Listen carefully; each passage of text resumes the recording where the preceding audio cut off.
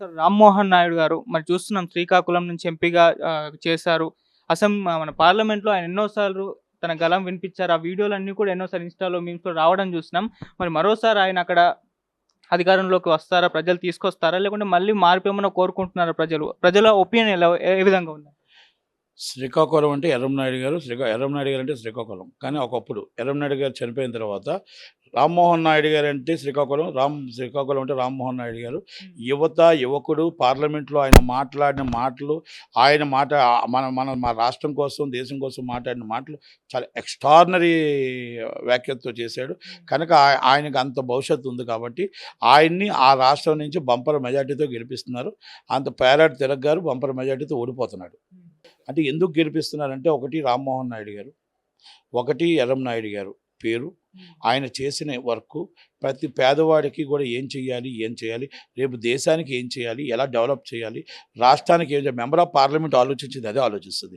మన పరిశ్రమలు ఏం తేవాలి, అక్కడ రైల్వే స్టేషన్లు అక్కడ ఏం తేవాలి, మన రైల్వే ట్రాక్స్, మన రైలు స్టేషన్లు ఎక్కడ కట్టాలి, ఎక్కడెక్కడ స్టాప్స్ తేవాలి, కొత్త ట్రైన్స్ ఎలా తేవాలి, కొత్త పరిశ్రమలు ఎలా తేవాలి, ఫ్యాక్టరీలు ఎలా తేవాలి, మన డెవలపింగ్ ఫండ్స్ ఎలా తేవాలి, మన 6 లైన్ రోడ్స్ ఎలా తేవాలి, మనది శ్రీకాకుళం జిల్లాని, మన పార్లమెంట్ నియోజకవర్గాన్ని మనం అలా కాపాడుకోవాలి, పార్లమెంట్ నియోజకవర్గం కేంద్రం నుంచి ఫండ్స్ తీసుకొచ్చి ఏమేమి డెవలప్ చేయాలి, పార్లమెంటరీ మెంబర్ ఈజ్ డ్యూటీ. అందుకే నేను భరత్ గారిని, సీఎం రమేష్ గారిని గెలిపించాలని ఎందుకు చెప్పానంటే మన రామ్మోహన్ నాయుడు గారిలా వీళ్ళు కూడా తోడై మనకు బంపర్గా మన రాష్ట్రానికి మన డెవలపింగ్ జోన్ వస్తుంది. ఆ పార్లమెంట్లో అడగగలుగుతారు, ఇంప్లుయెన్స్ ఉంటుంది కాబట్టి వాళ్ళకి గట్టిగా పనులు చేస్తారు కాబట్టి వ్యాఖ్యత మన అడగగల ధైర్యం ఉంటుంది కాబట్టి. అలాగే ఆ 7 నియోజకవర్గాలు కూడా బంపర్ మెజార్టీ 10 నియోజకవర్గాలు ఉన్నాయి. శ్రీకాకుళంలో 10కి 10, 9 మాత్రం కంపల్సరీ గెలుస్తున్నారు. ఒకటి పాతపట్నం నువ్వా నేనా అన్నంత రేంజ్లో ఉంది. 9 కన్ఫామ్ గెలుస్తున్నారు. లాస్ట్ టైం చెప్పాను, మరి ఇప్పుడు కూడా చెప్తున్నాను మీకు. అక్కడ మురళి ఉన్నాడు, కొండ్రు మురళి బ్రహ్మాండంగా గెలుస్తున్నాడు. ఆయన కూడా మంచి వ్యక్తి, చాలా మంచి వ్యక్తి. ఈసారి కళావతి గారు కూడా ఓడిపోతున్నారు. కనుక ధర్మాన ప్రసాద్ గారు ఈసారి ఇంటికి వెళ్ళిపోతున్నారు. గురుశంకర్ అని చెప్పేసి మంచి కుర్రోడు, యువకుడు, కాలింగులు అనుకుంటాను, చాలా బాగా పర్ఫార్మెన్స్ చేస్తున్నాడు. బంపర్ మెజార్టీతో గెలుస్తాడు. అక్కడ ఆల్రెడీ వాళ్ళ ఫ్యామిలీలోనే పడట్లేదు, దువ్వాడ శ్రీనివాస్ అన్నదంటే వాళ్ళ ఫ్యామిలీలో పడట్లేదు. అక్కడ అచ్చెన్నాయుడు గారు గెలుస్తారు. ఆ అమ్మాయి శిరీష బంపర్ మెజార్టీతో గెలుస్తుంది. అమ్మాయి చాలా కష్టపడుతుంది, చాలా తెలివైంది. అలాగే మన ప్రియా సాయిరాజ్ గారి భార్య ఓడిపోతుంది. బందాలం అశోక్ 2 సార్లు గెలిచాడు, 3వ సారి మళ్ళీ హ్యాట్రిక్ చేయబోతున్నాడు. అలాగే మన పాతపట్నం మాత్రం ఒక్కటి నువ్వా నేనని ఉంది. కనుక అక్కడ అలాగే జడ్చర్ల కూడా నువ్వా నేనని ఉంది. కొంచెం ఆ 2 గెలుస్తారు కానీ కొంచెం టఫ్ ఫైట్ ఉంది. శ్రీకాకుళంలో మన డెవలప్మెంట్ విషయానికి వస్తే ఏ విధంగా ఉందంటారు సార్ అక్కడ పరిస్థితి? డెవలపింగ్ అనేది గత పాలకులు డెవలపింగ్ అనేది కరెక్ట్గా చేయలేకపోయారు. వెనకబడిన ప్రాంతం అక్కడ ఒరిస్సా దగ్గర ఆ ప్రాంతం వెనకబడిన నిరుద్యోగ వృద్ధి ఎక్కువ ఉంది. పరిశ్రమలు రాలేదు. ఆ పరిశ్రమలు భోగపురంలో వాటిలో కొన్ని పరిశ్రమలు వచ్చాయి. పూర్తి పరిశ్రమలు అన్నీ తేవాలి. రామ్మోహన్ నాయుడు గారు మొన్న ఎంపీగా అయిన తర్వాత కూడా ఆయన 2 సార్లు ఎంపీ అయ్యాడు. ఆయన ఏదో ప్రయత్నం చేస్తూ ఉన్నాడు. ఎట్టి పరిస్థితుల్లో ఈసారి గట్టిగానే ప్రయత్నం చేసి అన్నీ కూడా తీసుకొస్తాడు. అందుకే రామ్మోహన్ నాయుడు గారు లాంటి వాళ్ళు ఉండాలి. రామ్మోహన్ నాయుడు గారు, చంద్రబాబు నాయుడు గారు లాంటి వాళ్ళు ఈ డెవలపింగ్కి చంద్రబాబు నాయుడు గారు తోడవ్వాలి. 5 సంవత్సరాల నుంచి అక్కడ మొత్తం టోటల్గా వీళ్ళంతా దాచుకోవడం తప్ప ఆ ధర్మాన గారి సోదరులు ఎవరు కూడా అక్కడ ఏమీ చేయలేదు. అలాగే ఆ దువ్వాడ శ్రీనివాస్ గారు వచ్చి అందరినీ అదిలించడం తప్ప ఏమీ చేయలేదు. పిరియా సాయిరాజ్ గారు మొత్తం టోటల్ చెక్ పోస్టులా పెట్టుకుని దోచుకున్నారే తప్ప అక్కడ ఎవరు వైసీపీ వాళ్ళు ఏ పని చేయలేదు. కనుక ఆ వైసీపీ రెడ్డి శాంతి గారు ఉన్నారు. రెడ్డి శాంతి గారు బయటకు వస్తే కొట్టేటట్టు ఉన్నారు. ఎందుకంటే అంతా ఆమె అసలు చాలా అంత యాంటీగా ఉంది ఆమె మీద. కనుక వీళ్ళందరూ కూడా మంచివాళ్ళు, సౌమ్యులు. వీళ్ళందరూ గెలిస్తే చంద్రబాబు నాయుడు గారి గవర్నమెంట్ వస్తే, మోడీ గారి గవర్నమెంట్ వస్తే అభివృద్ధి చెందుతుందని చెప్పి వాళ్ళు శ్రీకాకుళం జిల్లా రామ్మోహన్ రెడ్డి గారిని మొత్తం 10 మందిలో అందరినీ గెలిపించడానికే ప్రయత్నం చేస్తున్నారు కూటమిని. కాకపోతే కొన్ని టఫ్ ఫైట్స్ ఉన్నాయి. అది కూడా అధిగమించుకొని ఇంకా 10 దాకా టైం ఉంది కాబట్టి మించుకొని వస్తారు. సార్ మంగళగిరిలో మరి లోకేష్ గారు చూస్తాం లాస్ట్ టైం ఓడిపోయారు. అయినా కూడా అంటే వేరే నియోజకవర్గాన్ని ఎన్నుకోకుండా అక్కడే గెలిచి చూపిస్తా అని చెప్పేసి పట్టుబడి మరి అదే నియోజకవర్గాన్ని ఎంచుకున్నారు. మరి ఈసారి ఆయన పరిస్థితి ఎలా ఉంది? అక్కడ గెలిచే అవకాశాలు కనిపిస్తున్నాయా? మరి వైసీపీ నుంచి లావణ్య గారు పోటీ చేస్తున్నారు కదా, ఆమె పరిస్థితి ఎలా ఉంది? ఏ విధంగా ఉంటుంది సార్ అక్కడ పోటీ? లావణ్య గారికి డిపాజిట్లు రావు మామూలుగా అయితే. ఇప్పుడు అక్కడ జగన్మోహన్ రెడ్డి గారు గెలుపు అంటే జగన్మోహన్ రెడ్డి గారు ఏం చెప్తున్నారంటే ఇది ఓడిపోతే లోకేష్ గారు గెలిస్తే నేను ఓడిపోయినట్టు, పులివెందుల్లో నేను గెలిచినా కూడా ఉపయోగం లేదు. కనుక లోకేష్ గారు గెలకూడదు. అది ఎన్ని వందల కోట్లు ఖర్చు పెడితే ఎలా ఖర్చు పెడతారో అయోధ్య రామరెడ్డి గారు, ఆర్కే గారు మీరు అది ఏం చేస్తారు, లావణ్య గారు మీరేం చేస్తారు, ఎలాగేం చేస్తారు, ఎక్కడ ఏం చేస్తారు, మీరు టీడీపీ వాళ్ళని కొంటారా, వాళ్ళ కొంటారా, వీళ్ళ కొంటారా, మొత్తానికి కులపోళ్ళు తీసుకొస్తారా, ఇంకేం తీసుకొస్తారా, లోకేష్ గారిని ఓడించాలి. మొత్తం టోటల్గా మొత్తం అంతా పిఠాపురం లోకేష్ గారి దగ్గరే మొత్తం మకం వేసేసారు. లోకేష్ గారిని రావడానికి కొంతమంది ఒక టీడీపీ నాయకులు కొన్నారు కొంతమందిని, అది కూడా ఇండైరెక్ట్గా రిపోర్ట్లు వచ్చాయి. అలాగే కొంతమందిని మొత్తం టోటల్గా ఆయన ఎలాగైనా ఓడించడానికి ఆయన దగ్గర కొనడానికి ఎన్ని కోట్ల రూపాయలు ఇవ్వడానికైనా రెడీగా ఉన్నారు. అలాగే కులపోలందరితో మీటింగ్ పెట్టించి పద్మశాలిలతో కూడా మీటింగ్లు పెట్టించి అక్కడ కూడా ఏదేదో చేయాలని చూస్తున్నారు. ఎన్ని జిమిక్లు చేసినా లోకేష్ గారు బంపర్ మెజార్టీతో గెలుస్తున్నారు.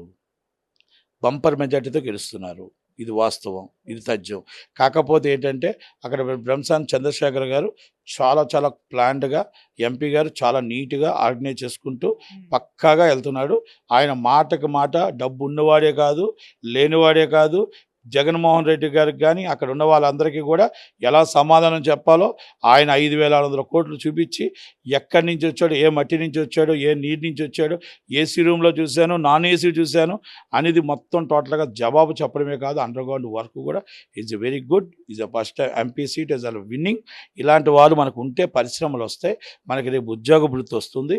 రేపు ఏమైనా పార్లమెంట్లో మాట్లాడాలన్నా, పార్లమెంట్లో చెప్పాలన్నా, పార్లమెంట్లో గలం ఎత్తాలన్నా మన కోసం ఎలానే ఎడ్యుకేటెడ్ పీపుల్ ఈజ్ అలాంటి వాళ్ళు మన పారిశ్రామిక వ్యక్తులు మనకు ఉండాలి. కాబట్టి is a member of parliament అనేది డిఫరెంట్. కాబట్టి అలాంటి వాళ్ళు ఉండాలి. లోకేష్ గారు కంపల్సరీ మనకి ఆయన ఫస్ట్ నుంచి ఆయన ఎట్టి బస్సులో పట్టుదలతో ఉన్నాడు.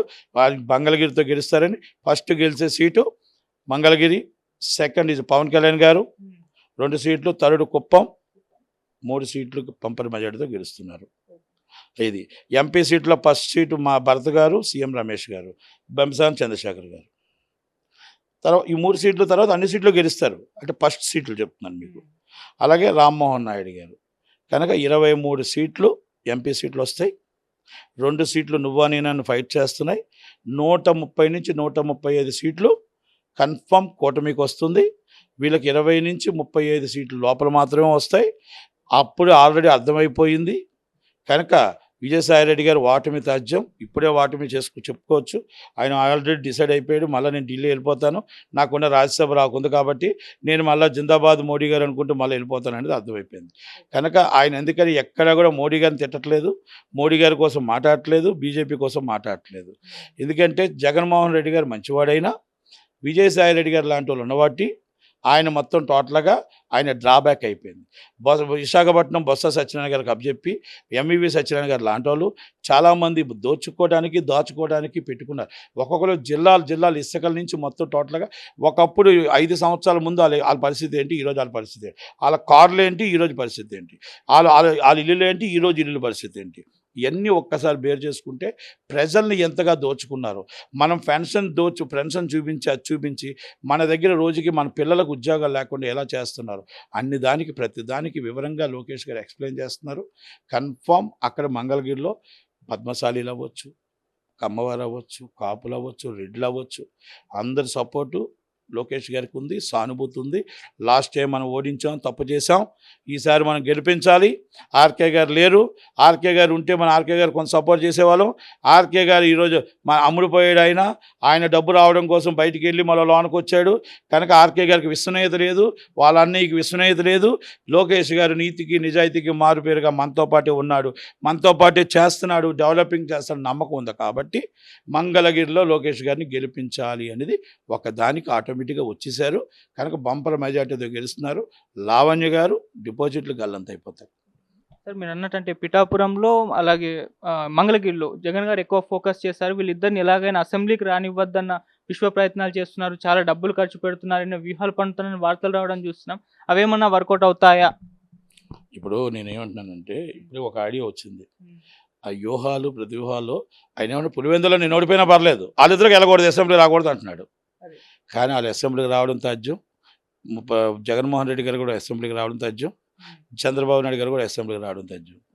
వాళ్ళకి ఓటమి ఉండదు, పులివెందుల్లో ఆయనే గెలుస్తాడు, నో డౌట్. మంగళగిరిలో లోకేష్ గారే గెలుస్తారు, కుప్పంలో చంద్రబాబు నాయుడు గారే గెలుస్తారు, పిఠాపురంలో పవన్ కళ్యాణ్ గారే గెలుస్తారు.